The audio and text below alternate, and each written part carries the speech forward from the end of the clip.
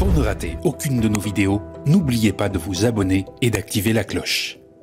Cacher ces mesures sociales que les Pardonnez la question de néophyte, quelqu'un peut m'expliquer bandeur? C'est quelqu'un qui idéalise et qui s'identifie à quelque chose. Et un bandeur, en général, c'est comment dire, c'est quelqu'un qui bande sur, je sais pas moi, typiquement quand on dit bandeur de la rue, c'est les gens qui s'identifient au rap, à ses codes, aux codes un peu de la rue et tout ça, alors que globalement c'est pas trop leur sociologie. Du coup, c'est un peu des bandeurs de la rue dans le sens où, voilà. Bon, après, ça peut être aussi leur sociologie et ça en fait quand même des bandeurs de la rue, hein, parce qu'il n'y a pas une sociologie qui détermine. Bref. Bourgeois ne sauraient voir. Aux portes du pouvoir, le Rassemblement national recule chaque jour sur des mesures phares de son programme et prépare le terrain pour de futurs renoncements. Au fil des campagnes électorales, il avait par exemple déjà abandonné la sortie de l'Union européenne. Souvent, il y a une dimension idéalisée un peu hors sol. Bah, il y a un truc un peu burlesque dans le bandeur en général. Il y a un truc un peu burlesque. C'est quand son stade d'adoration le rend un peu, je sais pas, un peu drôle quoi. Enfin, c'est Ou la sortie de l'euro. Mais depuis la dissolution, c'est le grand ménage. Jordan Bardella n'a annoncé aucun renoncement. On regarde quoi là? On regarde une vidéo du média. Le média en ce moment, moi Prime, hein. Prime Média, le média. Hein. Voilà, après vous pourrez me parler de plein de choses. Hein. Il y a Zavoprod. Bon, après Zavoprod, ça commence. Hein. C'est un jeune média. Il y a Blast, mais moi j'estime le média Prime Média pour le moment. Hein. Elles sont vraiment bien les chroniques. Hein. Bah, déjà, ils ont Paul Elec. Mais ils ont aussi leurs émissions, là, elles sont vraiment bien. Moi, j'aime bien. C'était pas un Blast avant lui? Peut-être. Mais en tout cas, je sais pas. Bah, en tout cas, le média, ça marche bien en ce moment. Donc moi, j'ai envie de leur faire confiance. Là, il y a une vidéo de 10 minutes qui parle de la renoncement des propositions sociales de Bardella. J'ai envie de voir, quoi. Ils sont peut-être en train de réaliser une performance. Être le premier parti à trahir ses électeurs avant même d'être élu. Allez, on essaie de comprendre le but de ce numéro de contorsionnisme.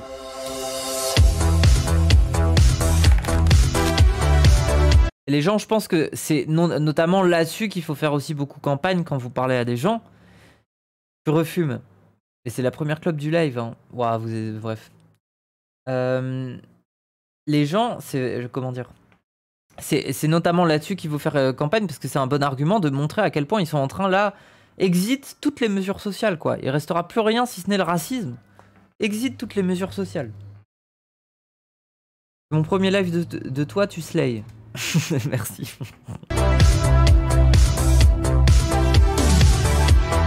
Jordan Bardella a ouvert le bal en bégayant quand on lui a demandé si... T'avais arrêté le fascisme, t'as fait reprendre... Non, tu sais ce qui m'a fait reprendre la clope? C'est les manifs loi retraite. Premier degré, c'est ça. En fait, c'est quand je suis retourné en manif... et que je marchais comme ça le long des cortèges et que ça durait longtemps, et ben en fait, je sais pas, l'ambiance populaire me donnait envie de fumer des clopes. Et du coup, je me suis racheté un paquet à ce moment-là, et depuis, je refume.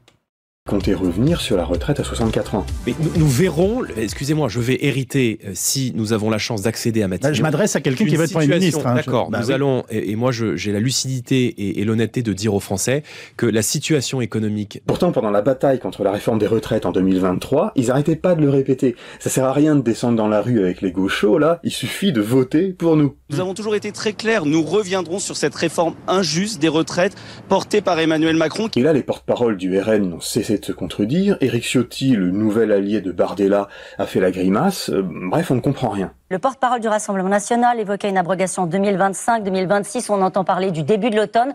Des questions très simples, très claires. 1. Quel est le calendrier? La réforme des retraites, en vigueur, c'est la réforme Macron, sera abrogée. Bardella a finalement... Attends, quoi? Mais attends, j'y comprends plus rien. ...affirmé qu'ils mettraient en place leur propre réforme des retraites à partir de l'automne. Attends, ils veulent abroger celle de Macron pour en faire une pire. C'est mon premier live de toi, tu slay. Oh, merci Oussem. Merci. Mais que ça dépendra des résultats de leur fameux audit des finances publiques. Nous avons toujours été très clairs. Pour le pouvoir d'achat, le RN ne cessait... En vrai, explique le racisme, il parle juste d'expulser des gens problématiques avec des casiers. Mais non, en fait, les gens, genre, vous êtes d'élus. Par exemple, quand Bardella parle de la priorité sur le logement pour les Français de souche, en quelque sorte, pour les, je sais pas comment il appelle ça, là, exactement, son élément de langage. En fait, la mesure, ça veut littéralement dire expulser des HLM les personnes qui seraient pas françaises, hein, selon quels critères. Alors, ils commenceraient sûrement par s'intéresser aux personnes qui n'ont pas des papiers en règle. Et puis ensuite, progressivement, ça glissera sur plein de choses. Par exemple, je sais pas moi, ton gamin, il fait des conneries à l'école. Il y a toute cette question de si jamais ton gamin il est pas respectueux à l'école et il fait des conneries, on peut te sucrer tes aides sociales. Mais par le sucrage des aides sociales, on pourra aussi te sucrer ta capacité d'avoir un logement HLM. Donc si ça tombe, parce qu'un gamin fout la merde, on va se retrouver à expulser sa famille du HLM où ils habitaient. Enfin vous voyez, en fait c'est beaucoup de choses qui prennent des dimensions encore plus fortes. Voilà. Et là déjà, une des premières pierres qui a été posée par la Macronie et par le RN, c'est le truc autour de la loi travail. C'est le fait que en fait, les gens qui arrivent en France ne cotisent plus. Enfin si, ils cotisent, mais ils n'ont plus le droit ils ont plus le droit de toucher d'aide. Et ça, c'est qu'un début, quoi. C'est-à-dire que globalement, enfin, les aides vont être complètement sucrées aux gens qui n'ont pas la nationalité, et ils vont quand même devoir bosser et cotiser. Enfin bref. Si le gamin il est blanc, et les gens, je pense, bref. Si le gamin il est blanc, il s'en sortira peut-être mieux, mais s'il est blanc et il est pauvre et qu'il habite le quartier avec les indésirables en quelque sorte, bah globalement il va être, je pense qu'il va être traité à la même sauce. Hein.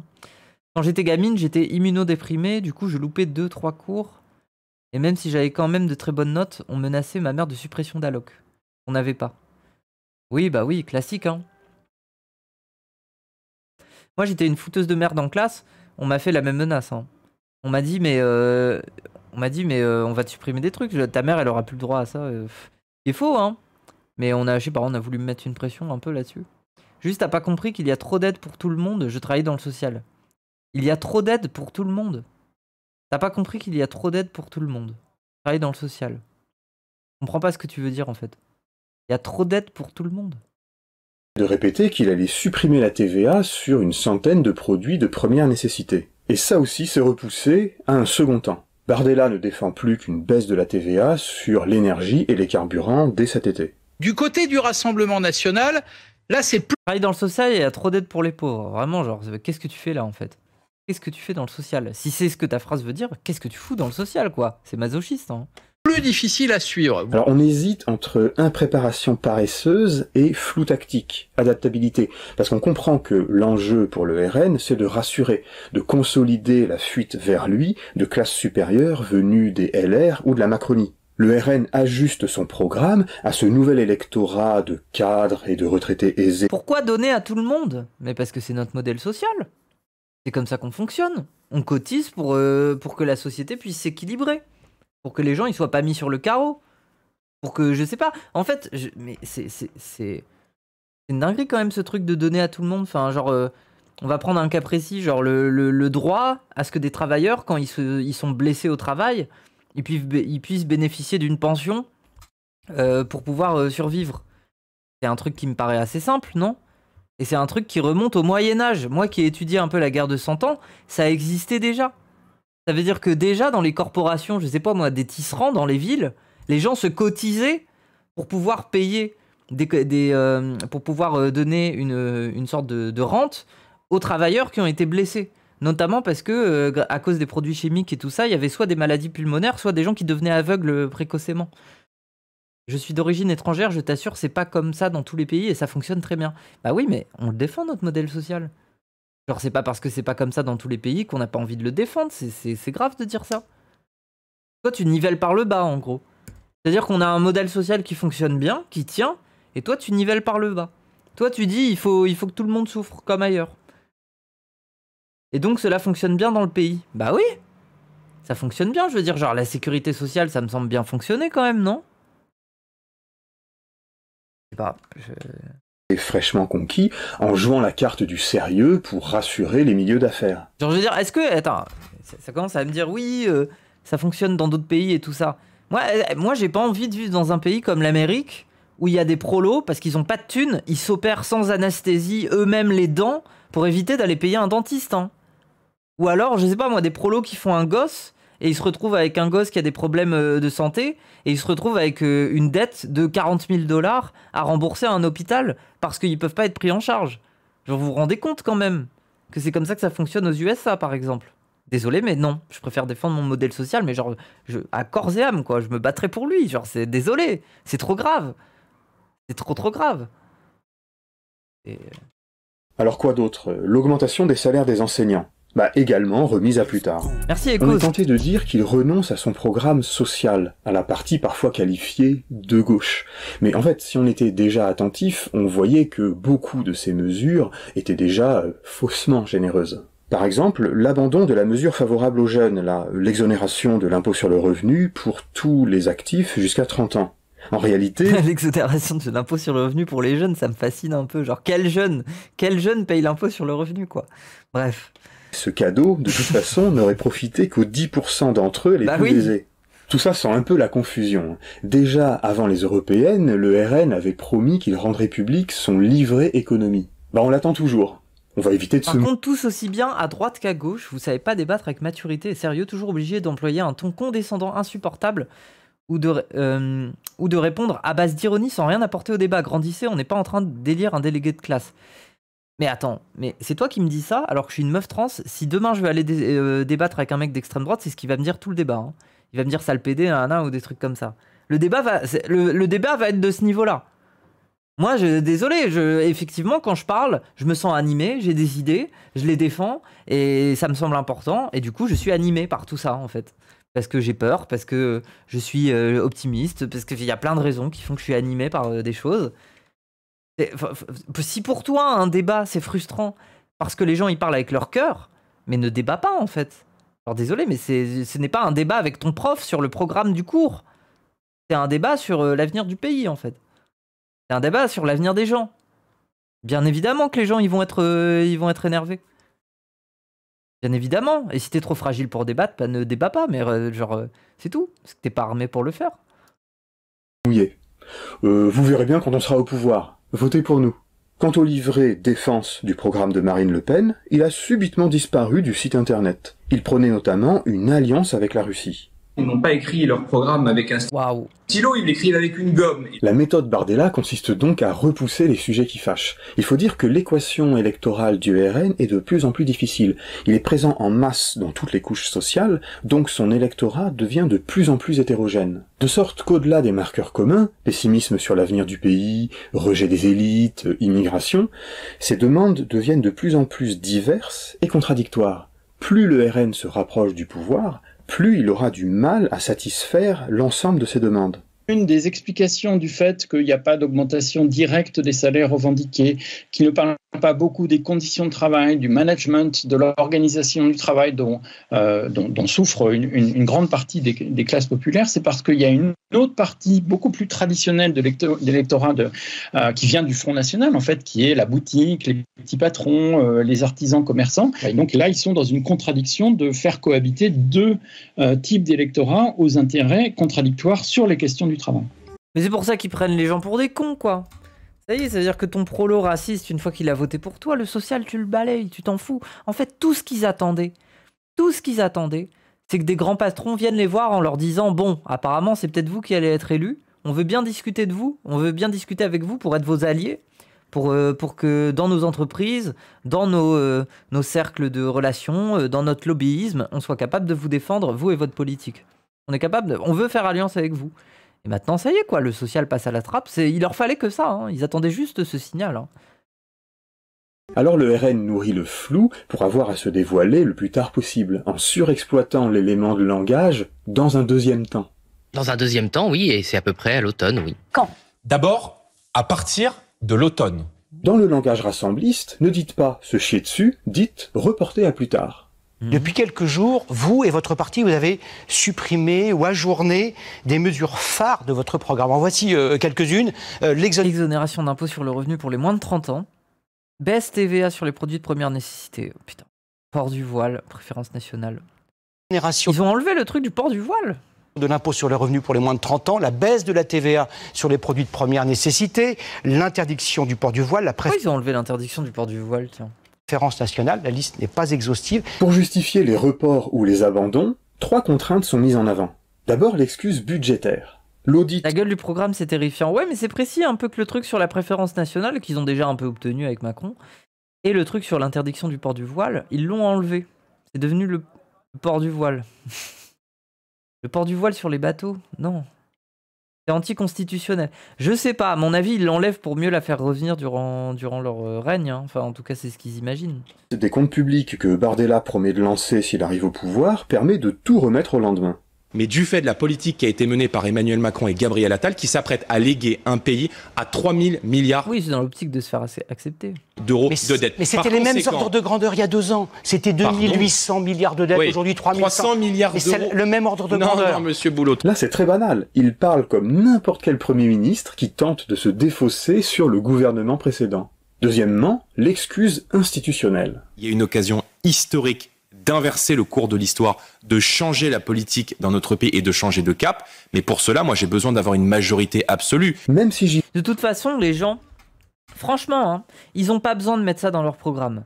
Parce que je pense que tel que ça va fonctionner, main dans la main entre un régime d'extrême droite et les médias qui, derrière les backups, c'est que ça va fonctionner exactement comme ça fonctionne, comme ça a pu fonctionner pour la Baïa ou des trucs comme ça. Il va se passer un fait divers. Le fait divers, il va être instrumentalisé, récupéré, on va en avoir à toutes les sauces dans tous les médias pour nous parler d'un sujet en définitive. Ce sujet en définitive, l'appareil politique va faire comme s'il le prenait en main et il va créer des interdictions successives de tout un tas de choses. Successivement, ça sera ça, quoi. Par exemple, je sais pas, genre, il y aura des drag queens qui vont faire la lecture dans une école, on va en parler pendant une semaine et puis ensuite ils vont faire passer un truc en mode loi sur la décence publique, loi sur la décence dans l'espace public, et puis, enfin bref, un truc avec des normes de genre. Même chose sur le port du voile, ils ont même pas besoin de le mettre dans le programme. Même pas besoin. Ils ont juste à prendre, je sais pas, un énième fait divers, où, je sais pas, il y aura une daronne qui portera un voile et qui aura dit un truc dans la rue, et d'un coup, hop, ils vont prendre ça, et voilà. Ils ont pas besoin, en fait, de le mettre au programme, parce que c'est comme ça qu'ils vont gouverner. Avec les médias, c'est comme ça que ça fonctionnera. Ça sera fait divers par fait divers, et récupération par récupération, et ensuite par... ils feront mine de s'y intéresser, et c'est là qu'ils pourront appliquer leur programme successivement. De toute façon, ils manqueront pas. En fait, je sais pas moi, dès qu'il y aura une daronne voilée qui fera un pet de travers dans la rue sous une caméra, ça finira dans les médias. Et ça finira mal pour elle, et ça finira mal pour tout le monde, en fait. Genre, c'est comme ça que ça fonctionnera. Sans majorité absolue, je vous préviens, je pourrais pas faire grand-chose. Et troisièmement, l'excuse légale. L'état de droit... La privatisation de France TV et de la Radio France, c'est terrifiant pour ce qui reste d'infos. C'est terrifiant, ouais. Ouais. Après, ça va forcément donner de la force à toutes les petites chaînes, aux médias indépendants de gauche, parce que c'est là que on résistera à la pression. Mais le manque de moyens, il est crucial. Hein. Il y aura plus de... Désolé, mais c'est peut-être la fin de Cache Investigation, c'est peut-être la fin de plein de trucs. Hein. Et je les aime bien, Blast, ou j'aime bien le média, mais ils n'ont pas les moyens de faire ça. Ils n'ont pas les moyens de se payer des enquêtes aussi poussées. Donc oui, ça pue, les gens.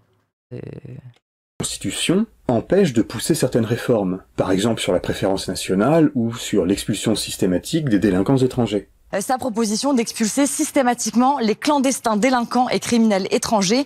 Le projet initial du parti porté par Marine Le Pen est de faire voter les Français via un expulsion systématique des clandestins délinquants et criminels étrangers. Déjà, regardez, c'est assez intéressant parce qu'avec le truc de préférence nationale, maintenant les gamins, s'ils n'ont pas 18 ans, ils n'ont pas la nationalité, soit les parents demandent à partir de 13 ans, je crois, ou 12 ans ou 13 ans, ils demandent est-ce que les papiers sont en règle pour qu'ils aient la nationalité, soit c'est à eux de le faire à 18 ans.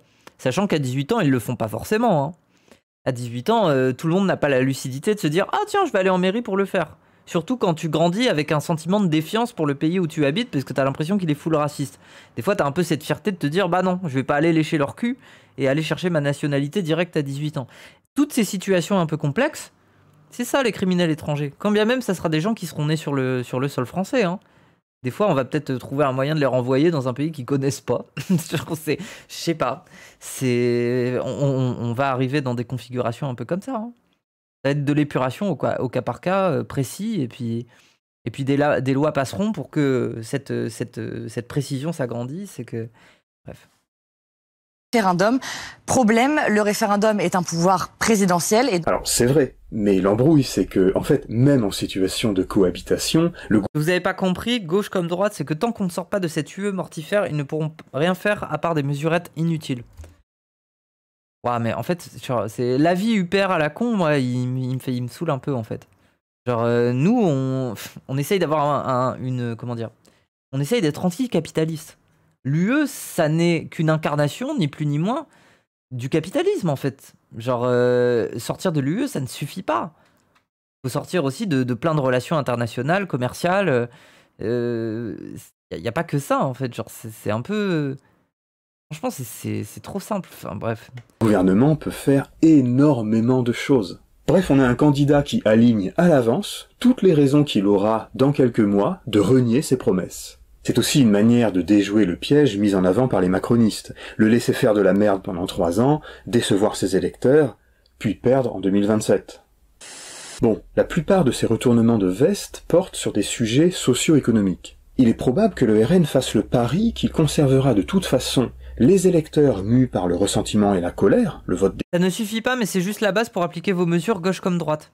Ah ouais, donc toi t'as l'impression que par exemple la Pologne, elle a les mains liées et qu'elle peut rien faire. T'as l'impression que l'Italie avec Mélanie, elle a les mains liées et elle peut rien faire. Vraiment. T'as l'impression. Ou alors c'est peut-être parce que l'ultralibéralisme ça leur convient un petit peu. Mais tiens, c'est bizarre, tiens. Je veux dire, l'Europe, elle donne des avis. Elle leur dit, oui, les LGBT, il faut les laisser tranquilles. Oui, les musulmans, laissez-les tranquilles. Elle dit ça, l'Europe, un petit peu. Tiens, bizarrement, la Pologne et l'Italie, ils s'en battent les couilles. L'Europe, comme quoi, bon. Dégagiste. À part quand c'est une histoire de dette, globalement, t'as pas trop les mains liées, quoi. Et les obsédés de l'immigration, le vote d'adhésion. Et en effet, cette liquidation du versant social est facilitée par le fait que le RN est déjà largement identifié sur ses axes centraux, la défense de la nation, de la civilisation européenne ou de l'ordre occidental contre les immigrés, les musulmans, les étrangers, les woke. Ainsi, le RN confirme vouloir instaurer des peines planchers contre certains délits. En revanche, les prix planchers pour les produits agricoles ne seront pas au programme, comme l'a annoncé l'ex-député Grégoire de Fournas dans Le Monde. Il n'y a pas de renoncement, ça c'est la petite musique... Mélanie, elle s'est fait taper sur les doigts par le patronat italien qui lui a demandé de réouvrir les frontières pour ramener de la main-d'œuvre pas chère. Bah oui, tiens, ils se rendent compte que la grandeur de leur peuple, hein, je veux dire la grandeur de l'Italie ou la grandeur de la France, en tout cas cette idée de grandeur nationale, elle s'est quand même incarnée à une époque où il y avait des colonies et donc des esclaves en quelque sorte un peu gratuits. Et c'est ce qui faisait quand même que le pays était riche. Tiens, du coup oui, des immigrés qu'on paye pas cher et que oui, tiens, le patronat lui a rappelé que c'était un peu ça, la grandeur nationale. C'est bizarre, hein. C'est bizarre, hein. On veut les faire partir, mais finalement on se rend compte que c'est bien d'en avoir d'une main-d'œuvre pas chère. Quel sort pour les personnes LGBT le jour où les musulmans seront majoritaires en France par l'évolution de la démographie et l'immigration? Mais tu sais qu'il y a des LGBT musulmans. Genre, il y a des musulmans très libéraux. Des musulmans, ils s'en battent un peu les couilles. Et qui considèrent que, je sais pas moi, que leur croyance est quelque chose de personnel. Après, il y a des gens qui sont faits pour ne pas s'entendre. Il y a des gens qui ne s'entendent pas dans la vie et qui pourtant luttent ensemble. Je peux te dire que là, il y a des musulmans qui n'aiment pas les LGBT qui votent Front Populaire et des LGBT qui n'aiment pas les musulmans des fois qui votent Front Populaire. Bon, après, souvent, ils deviennent racistes. Et du coup, ils votent RN. Mais bon, la laïcité de l'État est dans la Constitution. Oui, et non pas le laïcisme. Genre, c'est pas non... Enfin, je veux dire, depuis la loi de 2004 sur le port de voile à l'école, déjà, il y a un problème, en fait. Il y a un problème de laïcité dans ce pays depuis cette loi. C'est qu'on n'est pas censé faire passer une loi comme ça, en fait. Les musulmans LGBT sont jetés du toit des immeubles en Afghanistan. Waouh, ouais, super. Bah oui, vous découvrez que, je sais pas, oui, dans leur pays, c'est dur. Genre, ça me fascine un peu. Médiatique. Mais... Alors on a tendance à présenter les choses comme un arbitrage entre être crédible pour séduire le nouvel électorat et conserver son socle, le vote populaire. Mais la majeure partie des électeurs ne sont pas là en train de sous-peser rationnellement les différentes mesures. Même face à tous ces renoncements, les sympathisants gardent confiance dans la marque Rassemblement National et comprennent le sous-texte de chacune de ces déclarations. Je réduirai drastiquement les flux migratoires parce que je veux que la France reste la France. Et puis après, attendez, je reviens un peu sur ce truc de quand les musulmans seront majoritaires. Mais déjà, en fait, c'est... Comment dire?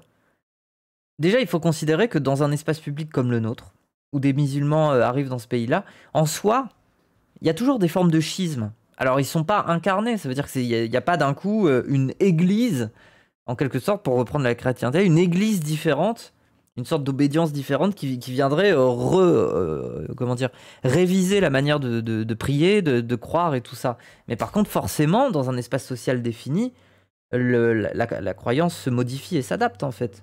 Alors il y en a qui essayent de résister, d'être dans des petits groupes, de pas se laisser influencer, mais la majorité des musulmans, ils vivent dans cette société, avec les valeurs de la République, avec des personnes différentes d'elles, avec d'autres croyances, et ils s'y adaptent très bien.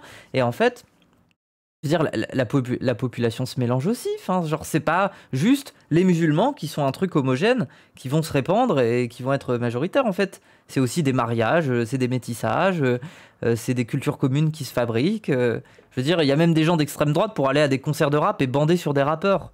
C'est bien qu'on est dans un stade quand même de créolisation en quelque sorte qui est quand même avancé.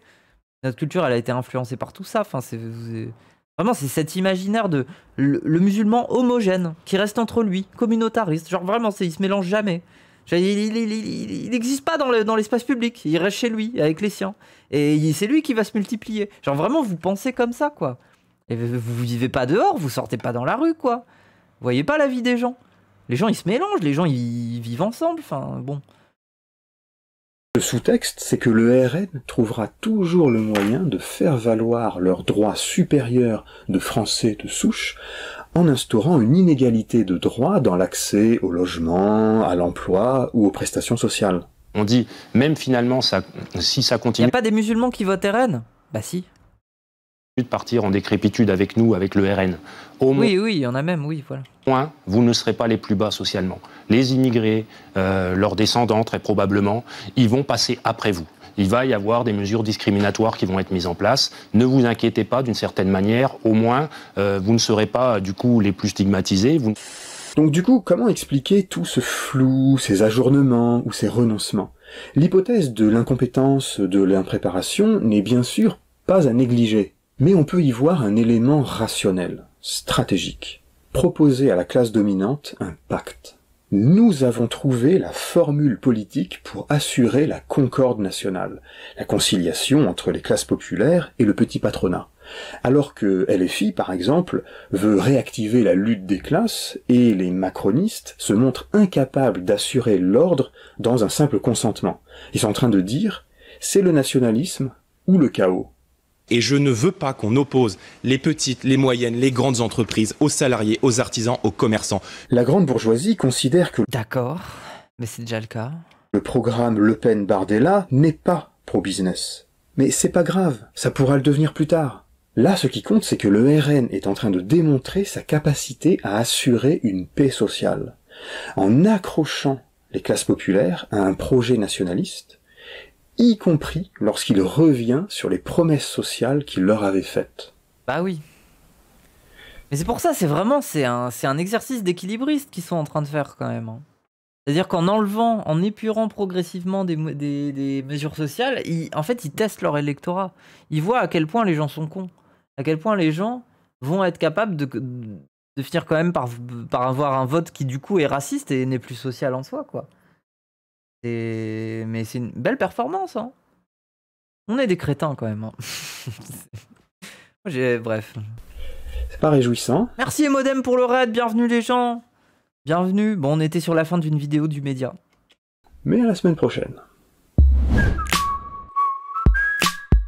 Mais ça débat. Il y a plein de gens dans mon chat qui arrivent là, qui veulent me challenger un peu.